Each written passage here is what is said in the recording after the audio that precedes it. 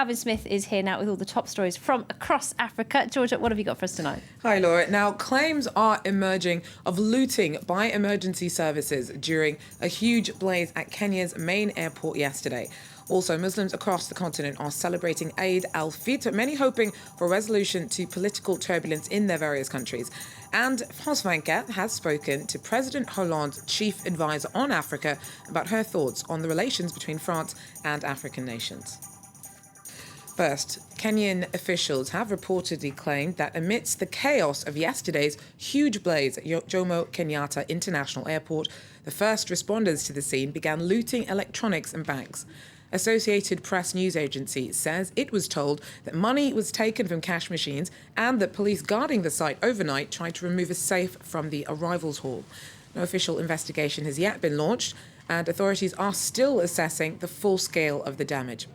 The hub's expected to be open for all international flights from midnight Thursday, and long-term planning's already in motion.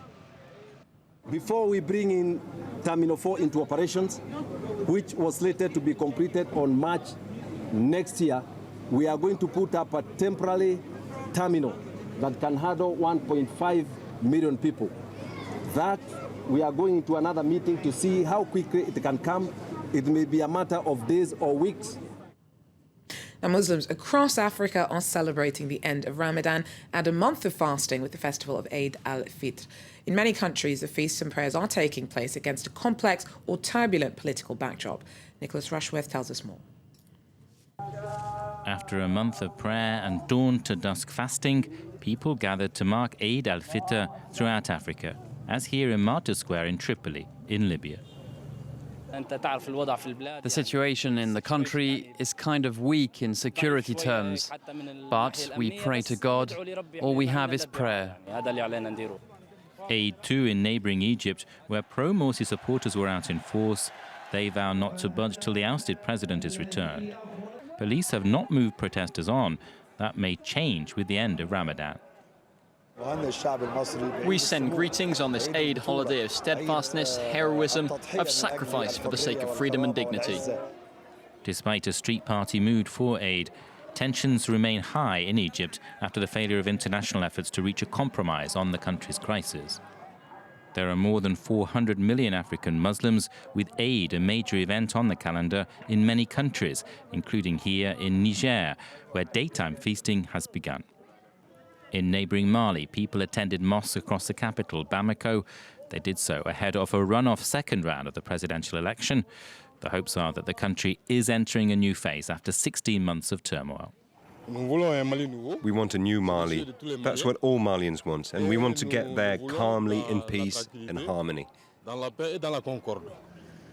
Malians decide on Sunday, which is the last day of celebrations for Eid in Africa and worldwide. So as we heard there, in Mali, the campaign machine is gearing up again ahead of this weekend's runoff presidential vote. Former Prime Minister Ibrahim Boubacar Keïta faces off against ex-finance minister Soumaïla Cissé on Sunday. And how best to negotiate with Tuareg separatists in the north is one of the more complex issues facing the candidates. The city of Kidal is located in the far northern part of Mali in the Sahara. It's the stronghold of Mali's Tuareg population. Mali's Tuaregs complain that they are marginalized in society. We are citizens of Mali, but they don't consider us as Malians. We are not equal to the Southerners. There is a difference between Northerners and Southerners because the South is more developed. Ibrahim Boubacar Keïta is the first of the presidential candidates to go and campaign amongst the Tuaregs. He says he is close to them and has proposed setting up national conferences to resolve the Malian issue. It can prosper today on a new foundation based on confidence. Confidence, unfortunately, has often been lacking in the approach to this issue. Rival candidate Soumaïla Cissé says this method would create divisions within Mali's various communities. He does not believe in devising any specific measure to settle the Tuareg issue. I have no plans for any specific community, only for the country as a whole. In this country, some are more privileged than others. You must think of a development program as a whole and adapt it to the difficulties you encounter here and there. I think that's the right approach. I'm a native of Timbuktu, and there you have Tuaregs and Peuls and others. You have to think of everyone. The status of Mali's vast northern region, called by its Tuareg name Azawad, is expected to be settled within the coming months. That is, when the new government initiates peace talks 60 days after the new president is sworn in. Look at some news in brief now. 2 18-year-old British women have arrived in Dar es Salaam for treatment after acid was thrown into their faces on the island of Zanzibar.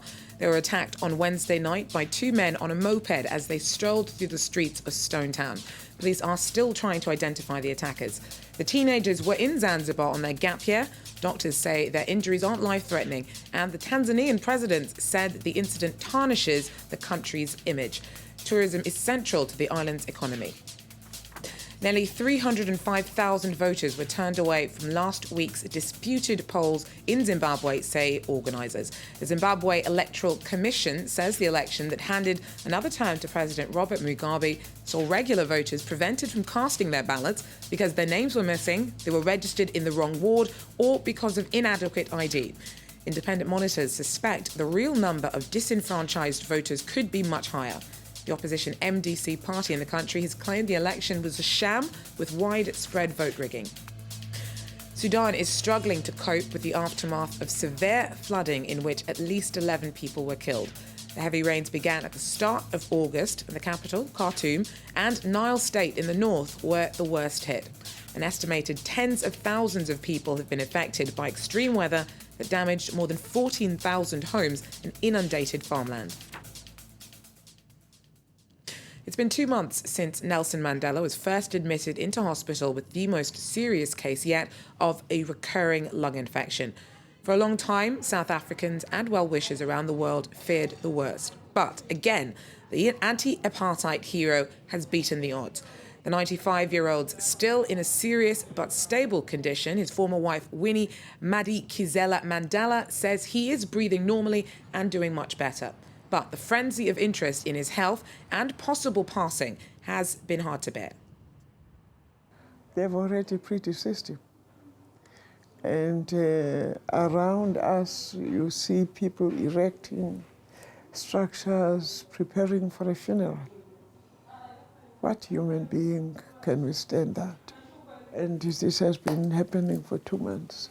We just go there and he has this bright eyes when he sees his children and communicates with them in that regard. And it's just nice to see at least that he still gets pleasure from seeing his children. Finally, our Nicolas Germain has been to meet the French President's advisor on Africa, Mrs. Hélène Légal.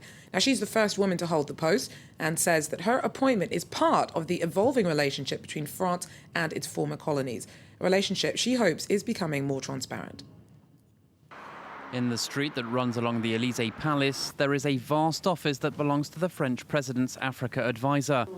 François Hollande has chosen Hélène Légal, a diplomat who's worked on several different continents. He wanted to change the traditional image of the Africa advisor. I'm the first woman in this job. I'm a little younger than my predecessors. The idea is to have a different vision of the continent. Among her predecessors, there have been some controversial characters like Jacques Faucard.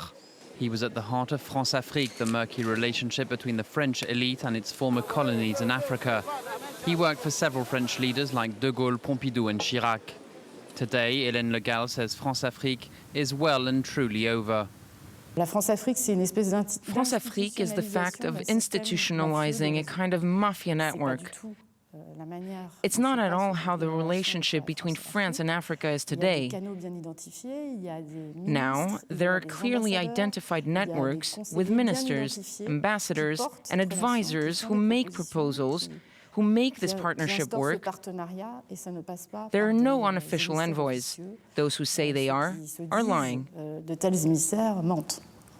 By naming Hélène Le Gall, François Hollande wanted to send out the message that the Élysée was no longer involved in France-Afrique. The Élysée maybe, but French politicians were seen only a few weeks ago offering to do business with the rebels in Bangui, who toppled the Central African president in March. That's it for Africa News for now, but I will be back in an hour with more, Laura. Interesting, Georgia, to see how that relationship between France and its former colonies is evolving. So thanks very much for that. All right, well, that's it for this part of Live from Paris. Chris Moore will be with you in just a few moments. He'll have all the very latest international headlines. Stay with us. This is France 24.